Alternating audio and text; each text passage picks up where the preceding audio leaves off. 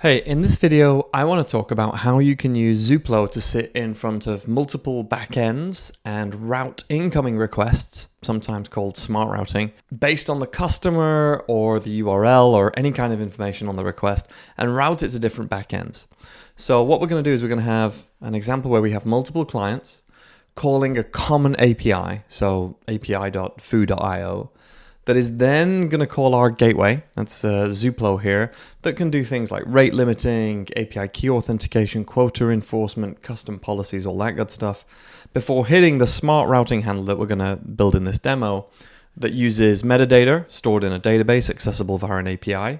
In our case, I've put that in Zata, but you could put it in Supabase or Mongo or whatever database you like to use, and is then going to route to different backends. There's different ways you might use this. We have customers doing smart routing where each of their customers gets an isolated pod. And so they want to route for customer one, they want to go to backend one. We have some who are just creating a single API over different microservices. So backend one might be the date service, backend two might be the weather service, and they want that all to be on one single API. We can do that very easily in Zuplo. This is going to be a slightly more advanced example. So what we're going to do is we're going to have customers calling us. They're going to use API key authentication, but you could easily do this with JOT tokens. That will come in. We'll authenticate the user in the policy pipeline, and then we'll look at the metadata associated with the API key. We'll load some metadata from a database, and we'll decide how to route them. And in this case, we'll even have a failover. So if for some reason backend one doesn't work, we're going to go to failover one. So what I have here set up is, here I have my code. So on the left, you can see my Zuplo instance here. It's called Smart Routing. And it has some routes, or just one route called main at the moment, that instead of being a URL rewrite, which is just simply rewriting to a different backend, it's actually going to call some code. It's going to call a function called smart router. And I'll show you that code in just a minute. And we have already created some users. So I have two API key users, customer one and customer two. And if we look in there, they have some metadata that is customer ID. And we're going to use that metadata when we look in the metadata stored in a database to decide what the route should be. So I have two customers with metadata, customer-1 and customer-2. And if we look here, we have a table in Zata, which is just a free serverless database I'm using for this example, but you could use anything. It's pretty easy. And you'll see we have customer one has a URL here, a primary URL. Customer one doesn't have a secondary URL. That's just a decision I made. Customer two has a URL that I know is going to not work because there is no bananas on Zuplo.com, so it's going to get a 404. Which is not the response it's looking for, but it has this secondary URL. And what you'll see is that these URLs are actually request bins. So the request bin for customer one, this ENB7, is here. And so if I hit that endpoint, let me show you this. If I grab that URL, if I hit that endpoint, you'll see some requests show up in real time. So I got two requests there, one the browser and then the one the browser requesting favicon. So we'll be able to see in real time how these things are getting routed is the idea of this demo. So I'm going to clear those away now, and I'll close this window. And let's go and take a look at the code and see what's happening. So when the request comes in, if it comes in on this main route, we're going to call this function smartRouterDB. Notice that we've turned on API key authentication. Maybe we want to turn on some rate limiting as well, and we want to rate limit by user, and we're going to allow, 100 requests every, 4 seconds or 0.08 minutes. Click OK, save that. So now, now we have rate limiting as well. I'm not really going to be testing that out here, but it shows you just how easy it is. And let's take a look at this code. So inside the smart router, here is the function that handles the request.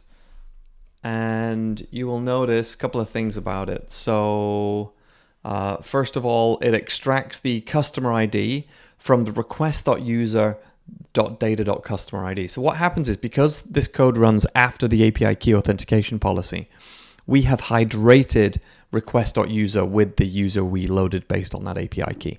So we now have access to that customer ID property, which will be customer-1 or customer-2. We then load the routing table. So you could do this on a per customer basis, or in this case, I'm just going to load the whole thing and store that in a zone cache. So that's a cache in the data center at the edge. So I load that up. I'll go through that code in just a second. And then what we do is we find the routing entry for my customer. If I don't find an entry, I'm going to send a 404 response. If something went wrong, you've hit me with a API key and I don't have any routing data for that customer. You could default to a different backend if you wanted to. And then I basically invoke the primary URL. If the response.status isn't 200, that's, I assume, what you're looking for, but you might accept 201s or some range. You know what to do here. And there is a secondary URL, then I'm going to attempt the secondary URL. Otherwise, I'm just going to return the original response. Pretty straightforward. Let's take a look at this code, load route info from API. And you'll see what it's going to do is it's using the zone cache. The zone cache is a cache that lives inside the data center at the edge, so it's extremely fast. And it'll save us calling the database on every request. We don't want to do that. And here are some of the options to call Zata. So I'm doing a post. I'm using a bearer token with the Zeta API key, which is stored in my environment variables up here, as you can see.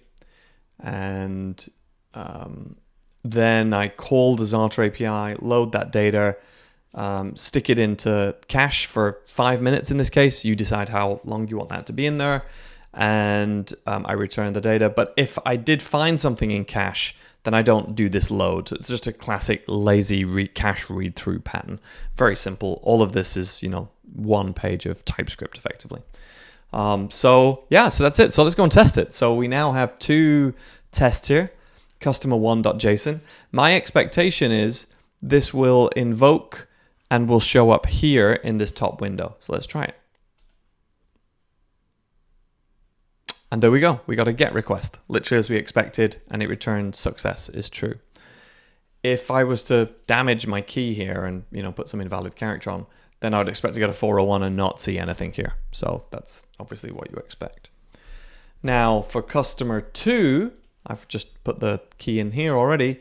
I'd expect this to take a little bit longer and to appear in this window a little bit longer because first of all, it's going to call the primary URL, which is zoopla.com/bananas that I am sure is a 404. There you go, page not found. So that'll be a 404 status. So let's invoke that. So, okay, and there it is. So we got the GET request down here. Notice in this case, it didn't load the data from the database. It loaded it from cache. So it was very quick. And the same would happen on customer 1 because we load the whole table in from cache. So route info loaded from cache. It's done the routing. It's very quick. We could actually add some more code in here. Some more context logging code that will say context.log.info first request failed, trying secondary. And if we wanted to, we could put a bit of information in there about what the status code was from the first request. So response.status in brackets. Okay, I'm going to save that change. That'll go live on the working copy in a second or two. Yep. So now let's try customer 1. We won't see that. We do see our GET appear here. If I go to customer 2 though, now I'd expect first request failed, trying secondary, and it says 404. So that's how easy it is to do smart routing.